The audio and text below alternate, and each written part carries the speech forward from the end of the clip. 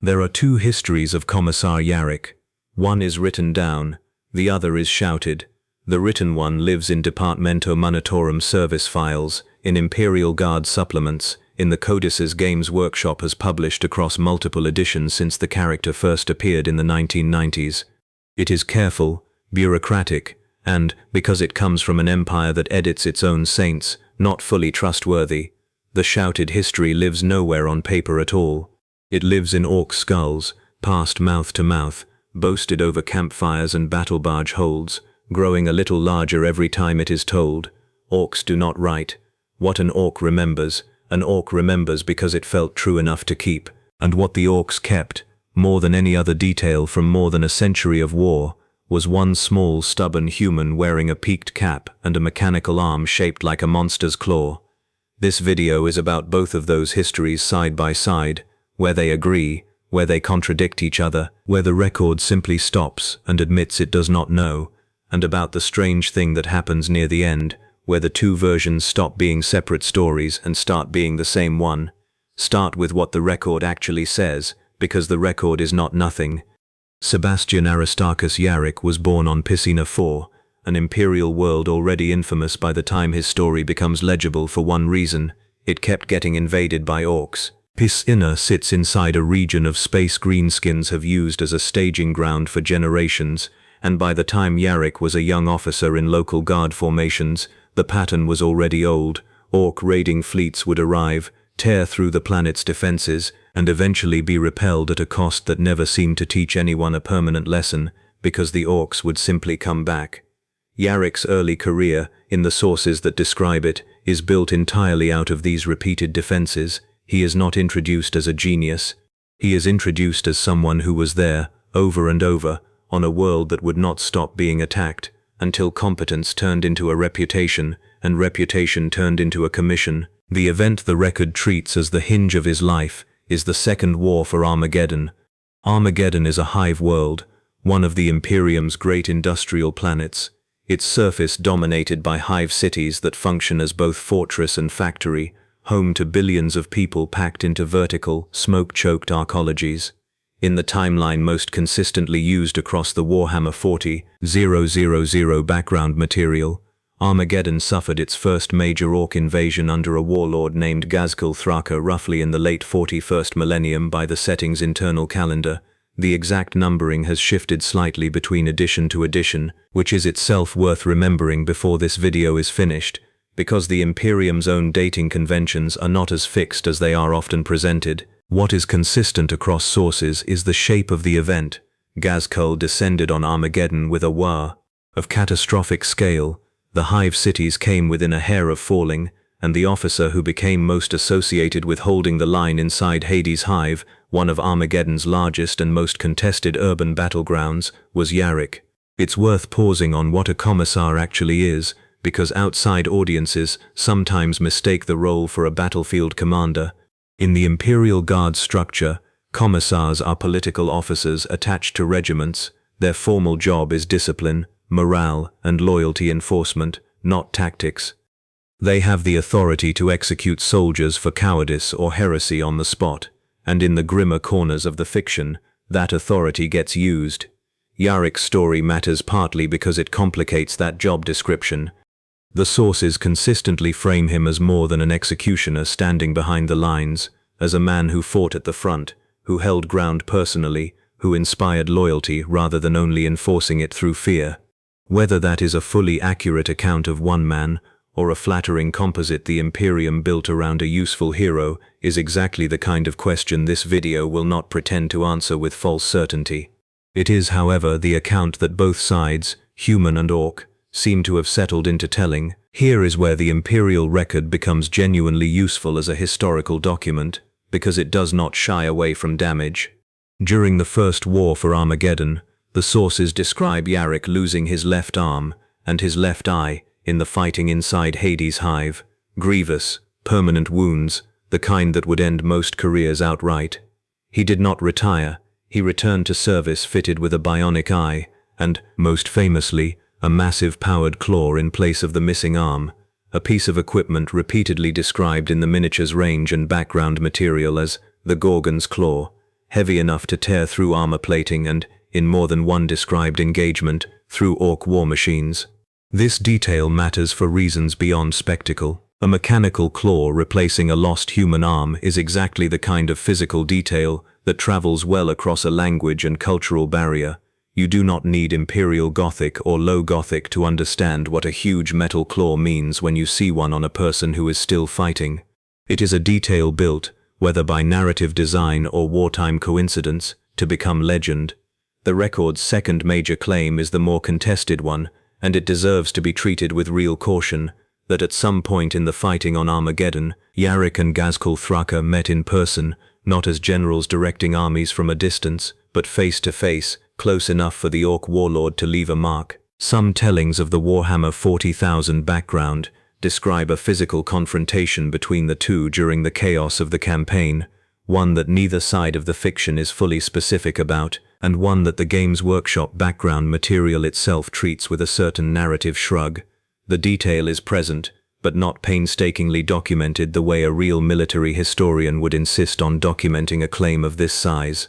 This video is not going to invent specifics that the source material does not actually commit to. What can be said honestly is this.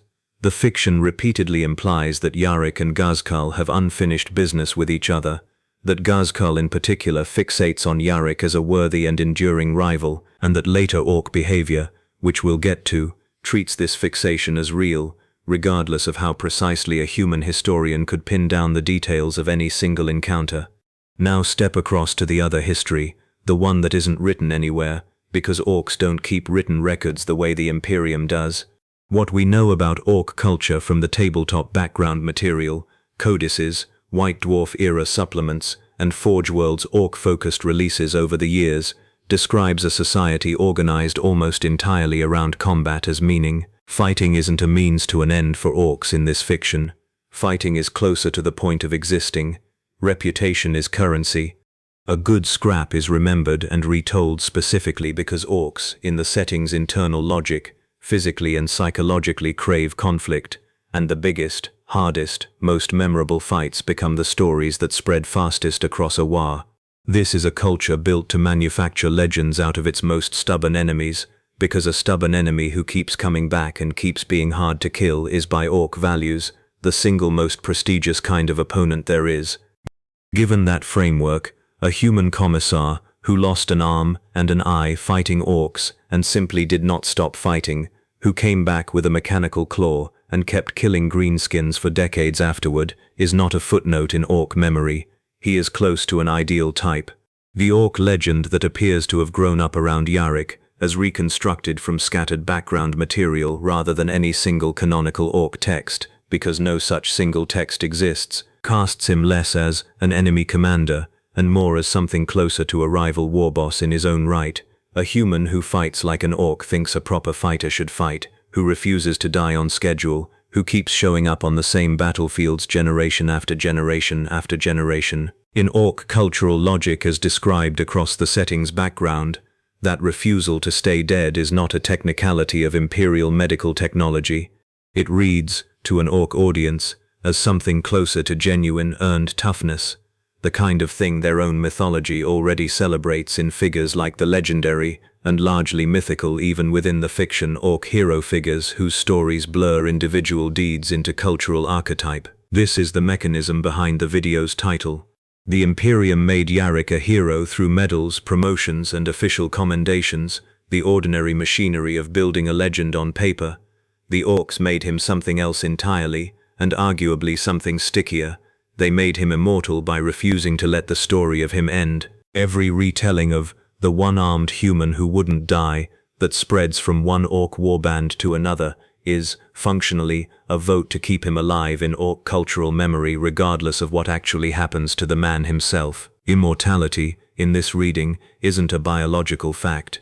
It's a narrative habit an entire culture has gotten into. And the title's second half, and he knows it, points at something the background material gestures toward more than once, that Yarrick, in his later depictions, seems to understand exactly what role he plays in orc mythology, and appears to lean into it rather than fight it, because a legend that orcs respect is also, strategically, a legend that keeps drawing the biggest, most dangerous Ork warlords back to fight him specifically, on ground and terms the Imperium can prepare for. That strategic reading brings the two histories back together for the first time, because it's also present, in a different form, in the Imperial record. Multiple later edition background sources describe worlds within the Armageddon sector, treating Yarrick versus Ghazghkull itself as a kind of ongoing institutional asset. The Imperium is described as understanding that Ghazghkull's fixation on Yarrick can be used, that the warlord is more likely to commit forces to a fight if Yarrick himself is presented as bait, or as the visible defender, and that this dynamic gets factored into Imperial defensive planning for Armageddon in later conflicts. If that's accurate, it means the Imperium isn't just recording the Ork legend passively, it's reading it, understanding it, and using it, turning an Ork myth about an undying rival into a functioning piece of Imperial military doctrine. Propaganda and myth stop being separate categories at that point. They become the same tool, used by both sides, for their own reasons. I'll be honest, the detail that actually gets me isn't the claw or the battle count, it's that neither side needed to lie to build this myth. The Imperium didn't have to inflate Yarrick's record, and the Orks didn't have to invent a rival worth respecting. The honest facts were already dramatic enough that both cultures just kept telling them. That's rarer than it sounds in a setting this prone to propaganda. The Third War for Armageddon is where this braided history reaches its most dramatic and most disputed point, and it's worth being honest about how differently sourced this part of the story is compared to the earlier wars. Before that war unfolds, it is worth putting the Imperial record's own campaign map on screen. Hades Hive at the center of the fighting, the Diablo Mountains corridor Ghazghkull's Warg used to reach it, and the outlying hive cities of Infernus, Volcanus and Tartarus that stood in its path, the same ground both the Imperial record and the Ork legend keep circling back to. By this stage in the setting's internal chronology, Yarrick is depicted as elderly, old enough that his continued presence on the front lines is treated within the fiction itself as remarkable, even by Imperial standards, where commissars are not typically expected to have multi-decade combat careers against the same enemy on the same world. Ghazghkull, for his part, returns to Armageddon with what the background material describes as an even larger Warg than before, driven in part by prophetic visions attributed to the Ork gods Gork and Mork, the Ork pantheon's cruder and craftier halves respectively, according to Ork religious belief as described in the source material, visions that are themselves impossible to verify from outside Ork culture, and are presented by the Imperium, when the Imperium comments on them at all, with open skepticism. What the record does commit to relatively clearly is the outcome. Armageddon survives the Third War, at devastating cost, and Yarrick's role in that survival is treated as central to how the story gets told afterward, both by the Imperium and, per the pattern already described, within Ork retellings of the same events. Some later fiction extends Yarrick's story further still, into conflicts well past what most human soldiers of his original era could plausibly have lived to see, which raises the honest question of just how much of Yarrick by that point is one continuous man, and how much is a title, a role, a legend that the Imperium may be actively maintaining because an undying commissar is simply too useful a symbol, on both sides of the war, to be allowed to end. This video is not going to claim a firm answer to that question, because the source material itself does not offer one. It offers ambiguity, and ambiguity, told honestly, is more interesting than a fabricated resolution. It's worth stepping back at this point and being explicit about sourcing discipline, because a video built around two competing histories only works if the audience can trust that the video itself isn't quietly inventing a third one. Everything described here as part of the Imperial record draws on background material published across multiple editions of Warhammer 40,000 core rulebooks, Imperial Guard and Astra Militarum codices, and Forge World's Armageddon-focused supplementary material, spanning roughly the 1990s through more recent editions, material that itself sometimes contradicts earlier versions of the same events, because a franchise maintained across 3 decades by many different writers does not always agree with its own back catalogue, where a specific casualty figure, an exact date, or a precise quotation might be expected in a conventional documentary.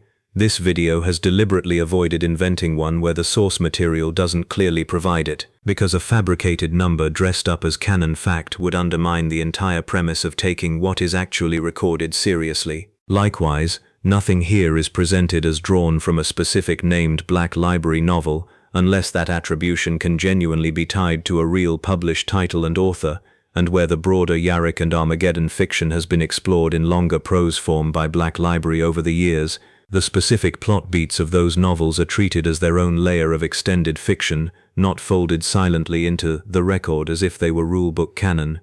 That distinction matters more than it might seem, because it's the same distinction this whole video has been drawing between Imperial record and Ork myth, just applied one level up, to the real-world act of building the story you're watching. Games Workshop's core background material functions, in-universe, as something like the Imperium's own official record, curated, occasionally contradictory, shaped by whichever writers were working on it in a given era. Black Library's novels function more like expanded oral tradition, vivid, detailed, sometimes going further than the bare-bones background ever commits to, and not always perfectly reconcilable with it. Fan discussion and wiki summaries sit a layer further out still, useful for orientation but not a primary source in their own right. This video has tried to stay anchored to the first layer, flag clearly whenever it's drawing on the second, and avoid treating the third as evidence at all. So where does that leave the honest accounting of what's actually known versus mythologized? The Imperial record is solid on Yarrick's origin on Piscina IV, and the pattern of Ork incursions there, his rise through guard and commissarial ranks, the loss of his arm and eye during the First War for Armageddon, and his return to service with bionic replacements including the Gorgon's Claw, his central role in the defense of Hades Hive across multiple Ork invasions of Armageddon, and the broad shape of a decades-long rivalry with Ghazghkull Thraka that both Imperial and Ork sources, filtered in the Ork case entirely through how Imperial writers have chosen to depict Ork memory, treat as personally significant to both parties. The record is genuinely uncertain, and this video has tried to flag every instance of that uncertainty rather than smooth it over on the precise details and outcome of any specific personal confrontation between Yarrick and Ghazghkull, the exact scale and casualty figures of any individual battle, the precise internal chronology numbers which have shifted between editions, and the degree to which Yarrick, late in the timeline, represents one continuously surviving individual versus an institutionally maintained legend built around a title and a set of equipment that could in theory have been passed to a successor, and what's pure myth, by definition unverifiable and not meant to be verified, because it was never a factual record in the first place, is the specific Ork side reverence, the campfire and hold bay retellings, the cultural status Yarrick is depicted as holding among Ork warbands as a rival worth respecting rather than merely an enemy worth killing. That's the merge this video has been building toward. Two very different kinds of history, one written in requisition forms and campaign reports, one shouted across a battle barge hold and never written down at all, arrive, independently at roughly the same conclusion, that this one human being became bigger than his own biology, bigger than any single battle, because both an empire that needed a hero and a species that needed a worthy rival had reasons to keep telling his story past the point where an ordinary soldier's story would have ended.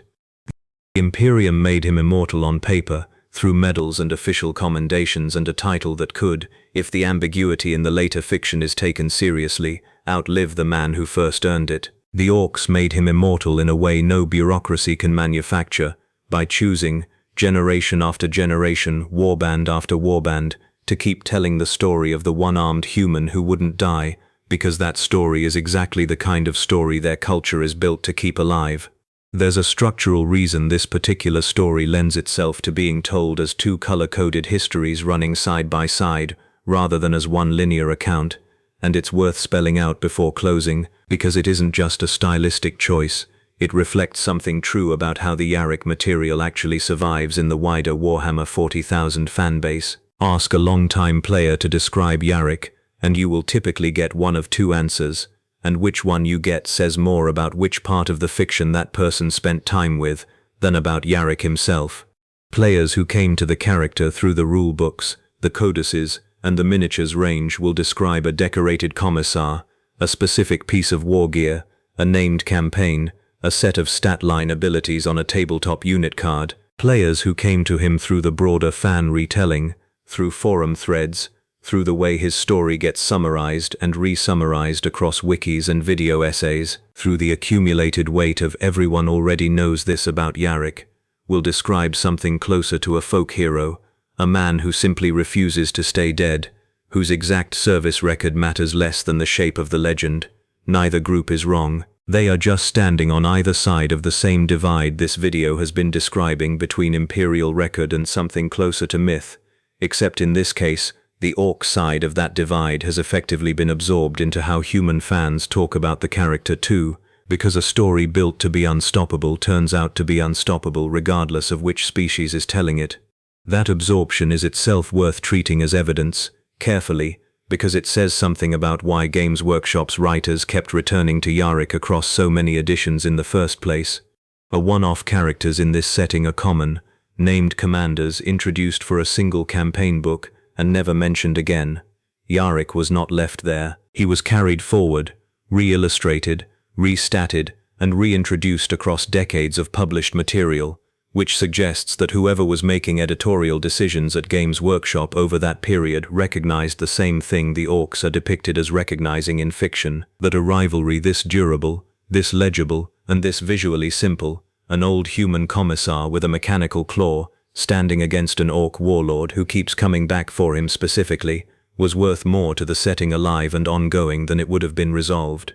That is a genuinely different kind of claim from anything about troop movements or casualty counts, and this video wants to be honest that it is speculation about authorial intent rather than a documented fact. But it is speculation grounded in the plain, checkable pattern of what actually got published, which is about as solid a foundation as this kind of claim can stand on. It's also worth addressing directly the question of what Ork myth can even mean as a sourcing category, since Orks don't produce primary documents an outside historian could go and read. Everything this video has described as Ork legend is, unavoidably, itself a product of human writers at Games Workshop and its licensed studios, imagining what an Ork retelling of these events would sound like, and encoding that imagined retelling into background text, miniature names and unit lore. That is not a flaw specific to this video, it's a structural limit of the entire setting, since Warhammer 40,000 as a published product has no actual Ork authors and cannot have one, because Orks in the fiction do not write. What this video has tried to do honestly is treat that imagined Ork perspective as a distinct and clearly labeled layer of the material, the same way a real historian treats a colonial administrator's account of a conquered people's oral tradition as a real source, but a source filtered unavoidably through the recorder rather than a transparent window into the culture itself. The Ork myth strand of this video, in other words, is best understood not as an alternate factual history running parallel to the Imperial one, but as the Imperium's own best imagining of how its most persistent enemy talks about it, which, if anything, makes the final convergence of the two histories more interesting rather than less, because it means the merge this video keeps pointing toward is really a single institution, the hobby's decades of writers, finding again and again that giving its heroes an equally mythic mirror on the other side of the battle line makes both sides of the story hit harder. And if the fiction's own hints are worth taking seriously, that Yarrick understood precisely what he represented to the Orks arrayed against him, and used that understanding rather than resenting it, then the truest thing this video can say by way of conclusion is also the simplest. He knows it. Both records agree on that much, even when they agree on almost nothing else.